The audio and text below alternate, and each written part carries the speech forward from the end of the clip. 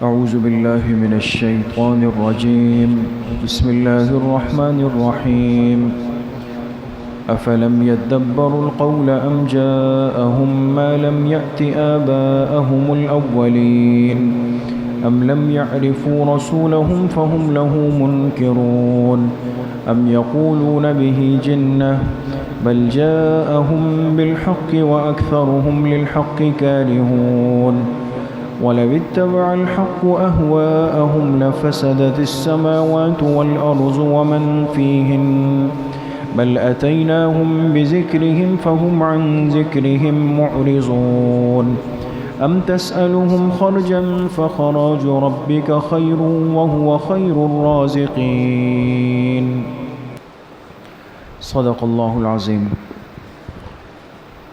یہ سورہ مومنون کی آیت نمبر 68 سے آیت نمبر 72 تک 5 آیتیں آپ حضرات کے سامنے پڑھی گئی. گزشتہ کل کے درس میں یہ بات چل رہی تھی کہ اللہ پاک کسی پر اس کی طاقت سے زیادہ بوجھ نہیں ڈالتے. انسان مکلف ہے اپنی وسعت کے بقدر، اس سے زیادہ کا مکلف نہیں.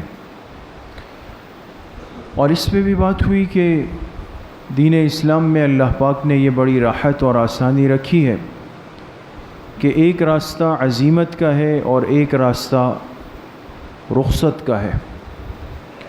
لہٰذا اگر انسان کو کوئی تکلیف ہو، بیماری ہو، عذر ہو، پریشانی ہو، مصروفیت ہو، ان تمام اعذار کی صورت میں اگر وہ رخصت والے راستے کو اختیار کرتا ہے تو اس سے اس کے اجر میں کوئی کمی نہیں آتی، یہ اللہ کی محبوبیت سے نکلتا نہیں، بلکہ اپنے دین پر تسلی کے ساتھ، سکون کے ساتھ عمل کر لیتا ہے. لیکن وہ طبقہ جن کی ذہنیت میں اور جن کی سوچ میں انکار کا مزاج ہے، اب یہ انکار کیوں ہے اور کس وجہ سے انسان حق کے راستے کو، ہدایت کے راستے کو، دین کے راستے کو، خیر اور نیکی کے راستے کو ترک کرتا ہے، تو اس کی وجہ کیا ہو سکتی ہے؟ بہت ساری چیزیں اس دنیا میں ایسی ہے کہ آپ کسی سے کہیں کہ بھائی آپ یہ کام کر لیں، اس چیز کو قبول کر لیں، اس عمل پر آ جائے، وہ آپ کو کوئی نہ کوئی عذر بیان کرے گا. بھائی آپ فجر میں کیوں نہیں آتے؟ ایک مثال دے رہا ہوں. کہیں گے یار 3 بجے تک میری ڈیوٹی ہے، آتا ہوں جسم ٹوٹ رہا ہوتا ہے، بہت کوشش کرتا ہوں لیکن ہمت نہیں ہوتی. اب دیکھیں، نہ آنا ایک غلطی ہے، لیکن اس نے اس کے لیے ایک عذر آپ کو بیان کیا. اب اللہ پاک کے ساتھ معاملہ ہے، کیا ہوگا؟ اسی طرح کسی بھی چیز کو، کسی بھی معاملے کو آپ لے لیں، ایک انسان کسی عمل میں کمزوری دکھائے لیکن اس کمزوری کے لیے اس کے پاس کوئی عذر ہو تو بات سمجھ میں آ سکتی ہے. اب اللہ پاک نے فرمایا کہ یہ جو نافرمان ہے، یہ جو منکر ہیں، جو بہر صورت اس مبارک دین کا، اللہ کی ذات کا، آخرت کی پکڑ کا انکار کرتے ہیں، تو کسی کے ذہن میں آ سکتا ہے کہ شاید ان کے انکار کی بھی کوئی وجہ ہو، کوئی عذر ہو، کوئی سبب ان کے پاس ہو. تو جو آج کی آیات ہیں، اس کو ہمارے مفسرین نے عنوان دیا رفع موانع 5. وہ چیزیں جو کسی بات کو قبول کرنے کے لیے رکاوٹ بن سکتی ہے، مانع بن سکتی ہے، کہ شاید یہ کافر اس لیے بات نہیں مان رہا کہ اس کے پاس یہ عذر ہے، شاید یہ عذر ہے، شاید یہ عذر ہے، شاید یہ عذر ہے، شاید یہ عذر ہے.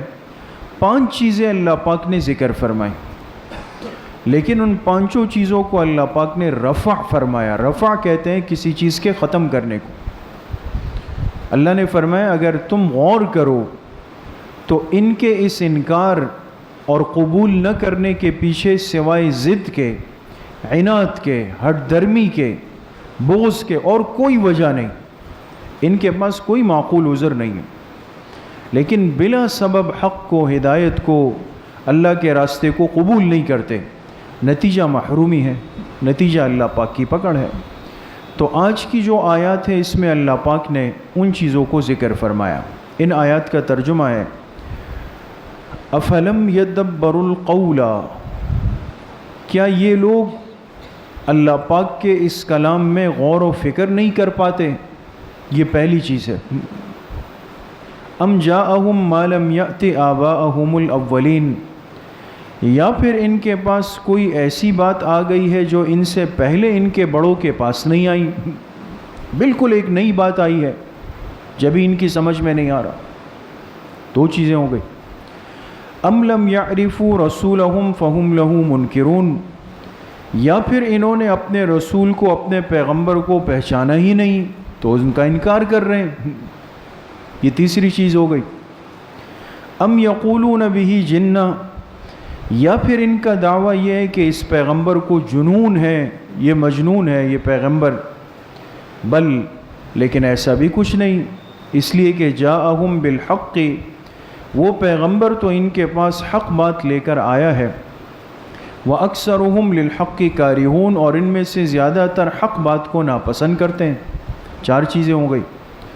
وَلَوِ اتَّبَعَ الْحَقُّ أَهْوَاءَهُمْ، اگر حق کو ان کے خواہشات کے تابع بنا دیا جائے، حق کو ان کے خواہشات کے تابع بنا دیا جائے، لَفَسَدَتِ السَّمَاوَاتُ وَالْأَرْضُ وَمَنْ فِيهِنَّ، تو آسمانوں میں اور زمین میں اور جو کچھ آسمان و زمین میں ہے اس میں فساد پھیل جائے۔ بل اتیناہم بذکرہم، حقیقت یہ ہے کہ ہم نے ان تک ان کی نصیحت کی بات پہنچا دی ہے، فہم عن ذکرہم معرضون، لیکن یہ اپنی نصیحت سے منہ پھیر رہے ہیں۔ ام تسألہم خرجا، یہ پانچویں چیز ہے۔ یا پھر وجہ یہ کہ آپ نے ان سے کسی معاوضے کا مطالبہ کیا ہے، فخراج ربک خیر، تو آپ کے رب کا معاوضہ سب سے زیادہ بہتر ہے، وہو خیر الرازقین، اور وہی سب سے بہترین رزق دینے والا ہے۔ یہ دیکھیں پانچ چیزیں ان آیات میں نے اشارتاً عرض کی، ابھی آپ کو بتا دیتا ہوں تفصیل سے۔ اللہ پاک نے پانچ چیزیں ذکر فرمائی کہ ایک آدمی اس دین کو قبول نہیں کر رہا جس دین کا دعویٰ یہ ہے کہ اب قیامت تک کے لیے نجات اور ہدایت کا ایک ہی راستہ ہے۔ بھئی ہمارا اس پر ایمان ہے کہ اب اگر کسی نے ہدایت کو حاصل کرنا ہے، نجات کو حاصل کرنا ہے اور اللہ پاک کے ہاں قبولیت کو حاصل کرنا ہے تو وہ کس دین کو قبول کرے گا؟ دین اسلام کو۔ لا الہ الا اللہ محمد الرسول اللہ، اس کلمے کو پڑھنے اور دل سے قبول کرنے کے علاوہ اب قیامت تک نجات کا اور کوئی راستہ نہیں بچا۔ اسی پر ایمان ہے ہمارا۔ اب آخری دین یہ ہے جس نے قیامت تک چلنا ہے، اور کوئی چاہے کتنا ہی نیک ہو، پارسا ہو، فلاحی کام کرتا ہو، لوگوں کی خدمت کرتا ہو، سب کچھ کر لے، لیکن اگر اس کے پاس آخری پیغمبر کا کلمہ نہیں ہے، یہ دنیا سے جائے گا تو ناکام جائے گا۔ اور اگر ایک آدمی کے پاس کچھ بھی نہ ہو، بہت کمی ہو، لیکن جناب رسول اللہ صلی اللہ علیہ وسلم کے لائے ہوئے مبارک کلمے کو قبول کیا ہے اور زبان سے پڑھا ہے اور دنیا سے جائے گا تو یہ کامیاب گیا ہے۔ ایسا ہی تو اب اتنا بڑا دعویٰ دین اسلام کر رہا ہے کہ آخرت میں نجات کا ایک ہی حل، ایک ہی راستہ، اور وہ دین اسلام ہے، اور اس کے دلائل ہیں، ساری چیزیں ہیں۔ تو سوال یہ کہ یہ لوگ قبول کیوں نہیں کرتے؟ کوئی کہہ سکتا ہے کہ بھئی ان کے پاس دلیل ہوگی، عذر ہوگا، کوئی وجہ ہوگی۔ اللہ پاک نے فرمایا کہ معقول عذر کی 5 چیزیں ہو سکتی ہیں، اور وہ پانچوں یہاں پر موجود نہیں ہیں۔ اب دیکھیں، افلم یدبروا القول، تدبر کہتے ہیں غور و فکر کرنے کو، غور و فکر کرنا۔ ایک آدمی کسی چیز کو قبول اس وقت کرتا ہے جب اس میں خوب اچھی طرح غور و فکر کر لے۔ سمجھدار آدمی وہ ہوتا ہے۔ آپ کو اگر کوئی کہے کہ بھئی یہ فلاں چیز ہے، یا آپ خرید لیں، ہم نے اسکیم نکالی ہے اس کو لے لیں، فلاں جگہ پہ دکان مل رہی ہے لے لیں. ایک مثال دے رہا ہوں. آدمی آنکھیں بند کر کے قبول نہیں کرتا. اس بروشر کو، اس تفصیل کو، اس ساری تفصیلات کو انسان پڑھ کے غور و فکر کرتا ہے، اس کی ایک ایک شق پہ غور کرتا ہے. جہاں سمجھ نہیں آتا تو سمجھتا ہے اس کو. اسی طرح چلتا ہے. تو اللہ پاک نے فرمایا کہ کیا ان کے اندر غور و فکر کی صلاحیت نہیں تھی؟ یہ لوگ بالکل ان پڑھ، جاہل، نادان دیوانے تھے کہ یہ اس اللہ کے آفاقی کلام کو اور اتنی بڑی باتوں کو، پیغمبر کے اخلاق کو، پیغمبر کی باتوں میں غور و فکر کر لیتے. کیا ایسی کوئی بات ہے؟ ایسی تو نہیں ہے. بڑے سمجھدار لوگ تھے. تو وہ بات تو نہیں ہے کہ یہ عذر پیش کریں کہ اللہ ہم نے دین اس لیے قبول نہیں کیا کہ ہم غور و فکر نہیں کر سکتے تھے. اللہ نے فرمایا تدبر تو ہم نے دیا تھا، باقی چیزوں میں تو خوب غور و فکر کرتے تھے، یہاں کیوں نہیں ہوا؟ وہ بات چلی گئی. دوسری بات فرمائی ام جاءہم ما لم یأت آباءہم الاولین. ایک آدمی کو کسی بات کو قبول کرنے میں بعض دفعہ اس وقت بھی جھجک ہوتی ہے جب وہ چیز بالکل نئی ہو. کہتے یار اس سے پہلے تو یہ بات کبھی سنی ہی نہیں ہے، بالکل نئی بات ہے، نہ بڑوں نے بتائی نہ کسی ساتھی نے بتائی. وہ دیکھیں ایسے موقع پہ انسان کو جھجک ہوتی ہے، ہچکچاتا ہے، کہتا ہے پتہ نہیں کیا ہوگا اس میں.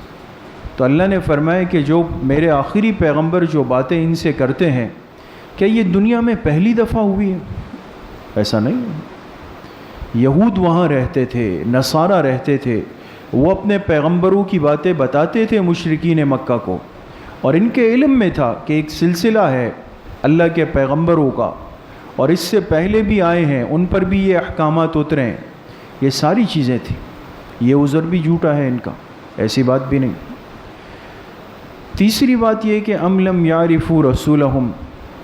ایک آدمی یہ کہے کہ بھئی میں نے فلاں کا اکرام اس لیے نہیں کیا کہ مجھے پتہ ہی نہیں تھا کہ یہ وہ فلاں آئے ہیں، ہے نا؟ بعض دفعہ یہ ہوتا ہے، کوئی آپ سے کہے کہ یار کل میرے بھائی آئے تھے آپ کے پاس، آپ عجیب آدمی ہیں، ان کا پوچھا ہی نہیں. وہ کون فلاں؟ اچھا وہ آپ کے بھائی تھے، مجھے پتہ ہی نہیں چلا، میں نے پہچانا ہی نہیں ان کو. یہ عذر ہے نا. تو اللہ نے فرمایا کہ اگر یہ لوگ کہیں کہ جی ہم نے تو پہچانا نہیں کہ واقعی یہ اللہ کے پیغمبر ہیں، ہمیں تو سمجھ نہیں آئی، تو اللہ نے فرمایا یہ بھی نہیں ہو سکتا. 40 سال کی زندگی حضرت محمد صلی اللہ علیہ وسلم نے ان کے اندر گزاری ہے، اور قریش کے خاندان میں پیدا ہوئے، صادق اور امین انہوں نے کہا، اپنی امانتیں انہوں نے رکھوائی، اعتماد انہوں نے ساری زندگی کیا، اور اب کہیں کہ جی ہمیں سمجھ نہیں آئی ان کے بارے میں، یہ بھی نہیں ہو سکتا. چوتھی بات ام یقولون بہ جنہ. ایک انسان کہے کہ بھئی فلاں کی بات اس لیے قبول نہیں کر رہا، وہ تو بس کچھ بولتا ہی رہتا ہے، ہر وقت اس کو بولنے کی غلط سلط الٹا سیدھا بول رہا ہوتا ہے، اب اس کی بات کو کیا لیں ہم، کیا قبول کریں؟ تو ظاہر سی بات ہے کہ حضور علیہ السلام کا جو کلام مبارک تھا، آپ کی جو باتیں تھیں، آپ کے جو فرمان تھے، ان میں اتنی تاثیر تھی، اتنا اثر تھا. اس دن بھی ایک بیان میں مفتی صاحب نے عرض کیا کہ اتنا اثر تھا کہ جب حضور علیہ السلام مکی زندگی میں، اس سخت زندگی میں قرآن پاک پڑھتے تھے تو ابو جہل جیسا سخت دشمن بھی آ کے چھپ کر اللہ کے کلام کو سنتا تھا، اس کو لطف آتا تھا. ایک دوسرے سے چھپ چھپ کے آ کے کھڑے ہوتے تھے، اور ایک عجیب کیفیت ان پہ طاری ہوتی تھی، اور کہتے تھے پتہ نہیں اس آدمی کے بولنے میں وہ کیا اثر ہے، ہم پہ جادو ہو جاتا ہے، ہم مجبور ہو کے گھروں سے نکلتے ہیں. تو جس آدمی کے بولنے میں اتنا اثر ہو وہ مجنون تو نہیں ہو سکتا، یہ عذر بھی نہیں ہو سکتا. پانچویں چیز یہ ہے کہ انسان کو کبھی کسی بات کے قبول کرنے میں یہ بات رکاوٹ بنتی ہے، کہتے ہیں یار وہ اتنی بڑی فیس مانگ رہے ہیں. بعض دفعہ یہ بھی ہوتا ہے نا، ایک آدمی سے کہا جب آپ یہ کر لیں، یہ پڑھ لیں، یہ کر لیں، یار وہ تو ہر بات پیسوں کی کرتے ہیں، کچھ بھی کہو وہ کہتے ہیں اس کی بھی فیس دے، اس کے بھی پیسے دو، اس کی بھی چارجز دو. بعض دفعہ انسان پر معاوضہ بوجھ بن جاتا ہے، اور انسان بہت ساری چیزوں سے پیچھے رہ جاتا ہے. اور یہ چیز تو عام ہے. ہمارا تعلیمی نظام جو ہے یہ ایک افسوسناک صورتحال ہے، اور اس کی پوچھ ہوگی. ہمارا ایک بہت بڑا نوجوان طبقہ جن کے اندر صلاحیت ہے، ٹیلنٹ ہے، استعداد ہے، لیکن وہ جدید علوم تک رسائی اس لیے حاصل نہیں کر سکتا کہ لاکھوں کی فیسیں ہیں. وہ معلوم کرتے ہیں ایک ایک سیشن کی 3 لاکھ فیس آپ بھریں، پھر آپ آ کے کلاسیں اٹینڈ کریں. یہ غریب بیچارہ کیا کرے گا؟ تو نہیں کر سکتا. ایک دنیا کا ماحول سمجھا رہا ہے کہ بہت دفعہ انسان علم سے محروم اور دور اس لیے رہ جاتا ہے کہ اس کے پاس اسباب نہیں ہے، پیچھے رہ گیا. تو اللہ نے فرمایا کہ یا تو میرے پیغمبر نے تم سے کوئی معاوضہ مانگ لیا ہے کہ بھئی میری مجلس میں اگر بیٹھنا ہے اور دین اسلام کو سمجھنا ہے تو پہلے اتنے پیسے جمع کرا کے آؤ. تو ایسا بھی نہیں ہوا کبھی. آپ سمجھیں؟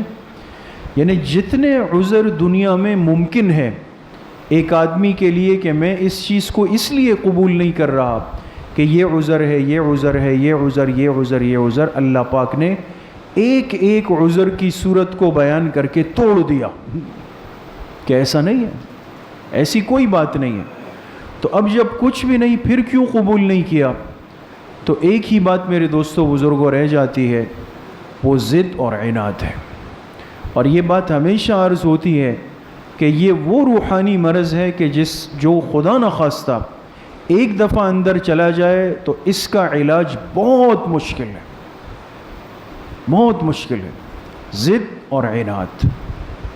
ایک انسان کا مزاج اگر نہ ماننے کا بن جائے تو پھر آپ اس کو اللہ کا کلام دکھائیں، حدیث دکھائیں، صحابہ دکھائیں، اقوال صحابہ دکھائیں، فقہائے امت کے اقوال دکھائیں، وہ کہے گا میں نہ مانوں. تو میں نہ مانوں کا تو کوئی علاج ہی نہیں ہے، کوئی حل نہیں ہے. اس لیے اس دین کو اللہ پاک نے یہ خصوصیت دی کہ اللہ پاک نے ہمیں علوم نقلی بھی دیے، علوم عقلی بھی دیے. دونوں علوم سے اس امت کو چلایا گیا. اس لیے 4 چیزیں یاد رکھیں، 4 چیزیں وہ بنیاد ہیں ہمارے دین کی. 4 چیزیں: کتاب اللہ یعنی قرآن کریم، سنت رسول صلی اللہ علیہ وسلم، اجماع امت اور قیاس مجتہدین. دیکھیں 2 چیزیں وہ ہیں کہ جس کا تعلق علوم نقلی سے. اللہ کا جو کلام ہے نا، کلام یہ کہاں سے آیا ہے؟ اللہ کے ہاں سے. یہ وحی ہے، اس میں کسی انسان کا تداخل نہیں ہے. دوسری چیز پیغمبر کے احادیث مبارکہ ہے، وہ بھی وحی خفی ہے، اس لیے کہ اللہ نے قرآن کریم میں خود فرمایا کہ میرے پیغمبر کے زبان مبارک سے وہی نکلتا ہے جو ہم ان کے دل پہ ڈالتے ہیں. تو کتاب اللہ اور سنت یہ تو علم نقلی ہے، اس میں تو انسان کا کوئی تداخل نہیں. لیکن اس کے ساتھ ساتھ اللہ نے جوڑا اجماع کو، اور اس کے ساتھ جوڑا قیاس کو. اجماع، اس امت کے خیر والا طبقہ کسی چیز پر جمع ہو جائے. ایک ایسا مسئلہ جو قرآن میں نہیں ملا، سنت میں نہیں ملا. بہت سارے مسائل ہیں، ابھی وقت نہیں ہے، لیکن صحابہ نے بعد میں اس پر اجماع کیا. اور یاد رکھیں جس چیز پر امت کا اہل علم، اہل خیر اجماع کر لے، اس کی حیثیت ایسی ہے جیسے قرآن اور سنت کی ہے. آپ سمجھ گئے؟ اسی طرح تراویح کی 20 رکعتیں حضرت عمر رضی اللہ عنہ کا اجماع ہے، لیکن امت اس پہ کیوں عمل کر رہی ہے؟ لازمی طور پہ عمل کر رہی ہے. کیوں؟ اس لیے کہ تمام صحابہ نے بالاتفاق اجماع کیا ہے، اور ہم اجماع کو کتاب اللہ اور سنت کی طرح ضروری سمجھتے ہیں. اور چوتھی چیز ہوتی ہے قیاس. یہ کام کیا ائمہ مجتہدین، امام اعظم ابو حنیفہ، امام مالک، امام شافعی، امام احمد ابن حنبل امت پر بہت بڑا احسان کر کے گئے، ایک اصول دے کے گئے. آج کے طلباء جانتے ہیں کہ بہت بڑا کردار ہے علم کے اندر فارمولے کا. ایک فارمولہ ہوتا ہے، اس کو جب دے دیا جاتا ہے اس کی بنیاد پر پھر لاکھوں چیزیں اس سے نکال لی جاتی. بھئی فارمولہ آپ کے پاس، فارمولے کی کتنی حفاظت ہوتی ہے. یہ کھانے پینے کی جو چیزیں بناتے ہیں، مٹھائیاں بناتے ہیں، کہتے بھئی ان کے پاس فارمولہ ہے، وہ کسی کو نہیں دیتے. اپنے ملازم کی حفاظت کرتے ہیں کہیں یہ چھپ کے کسی کو بتا نہیں دے۔ اب یہ فارمولہ قرآن سے حدیث سے نکال کر اور پھر اس فارمولے سے مسائل کو نکالنا یہ آسان کام نہیں ہے، یہ بہت بڑا کام۔ آج جو ہم وضو کرتے ہیں، نماز پڑھتے ہیں، زکوٰۃ دیتے ہیں، حج کرتے ہیں، نکاح، طلاق، عدت، رضاعت، کاروبار، بیوع، یہ لاکھوں مسائل یہ قیاس کی برکت سے امت کے پاس آئے ہیں، یہ قیاس کی برکت ہے۔ تو یہ چار چیزیں اس امت کو اللہ پاک نے نوازا ہے۔ ہمارے پاس علوم نقلی بھی ہے جو آسمان سے آئے ہیں، اور عقل بھی اللہ پاک نے دی۔ ان دو کا مجموعہ ہے تو آج دین اسلام محفوظ بھی ہے، ہر ایک کے پاس مضبوط شکل میں موجود ہے، ہمارے لیے عمل کرنا آسان ہے۔ اللہ پاک مجھے بھی آپ سب کو صحیح عمل کی توفیق نصیب فرمائے۔ انشاءاللہ جیسے عرض کیا تھا کہ کل انگریزی مہینے کا جو پہلا اتوار ہے، بعد نماز عشاء اصلاحی بیان اور ذکر مراقبے کی مجلس ہوگی۔ تمام ساتھی خود اہتمام سے شرکت بھی فرمائیں، اور انشاءاللہ آن لائیو بھی آئے گا تو مستورات کو بھی متوجہ فرمائیں۔ الحمدللہ رب العالمین والصلاة والسلام علی سیدنا۔